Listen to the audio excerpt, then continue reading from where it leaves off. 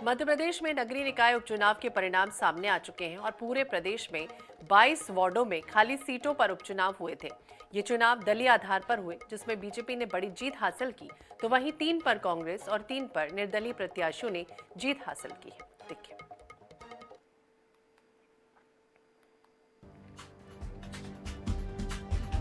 मध्य प्रदेश में 22 नगरीय निकायों के वार्डों में उपचुनाव हुए। इसके लिए 5 जनवरी को वोटिंग हुई। 9 जनवरी को नतीजे सामने आए तो बीजेपी ने 22 में से 16 सीटों पर जीत दर्ज की। वहीं 3 पर कांग्रेस और 3 पर निर्दलीय प्रत्याशियों ने बाजी मारी।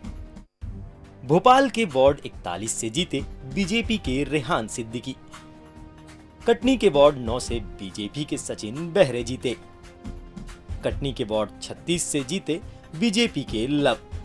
ककरहटी के वार्ड 13 से जीते बीजेपी के राजेंद्र गौड़।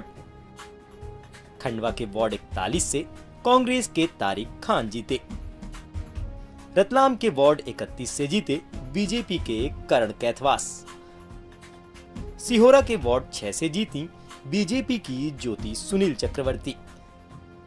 धनपुरी के वार्ड 28 कांग्रेस की गीता कोल जीती।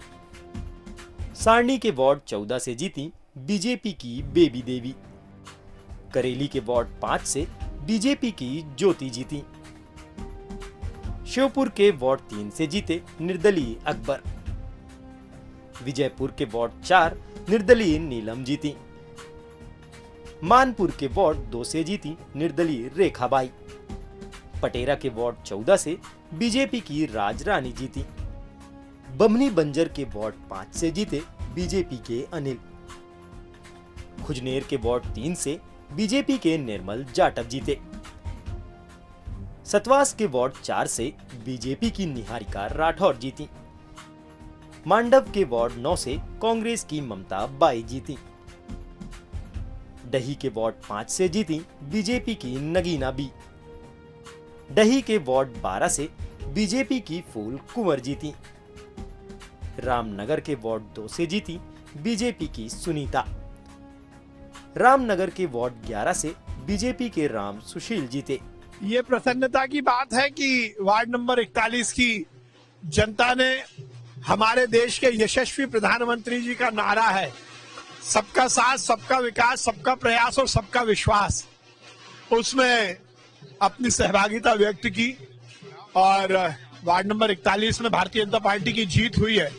मैं वार्ड नंबर 41 की जनता को बहुत धन्यवाद देता हूँ। एमपी में मोहन यादव की सरकार बनने के बाद पहली बार दलीय आधार पर कोई चुनाव हुआ है। 22 सीटों पर हुए पार्षद उपचुनाव में बीजेपी को बम्पर जीत मिली है। यह मोहन यादव की बड़ी सफलता है। साथ ही संकेत है कि एमपी में अभी भी बीजेपी की लहर बरकरार है।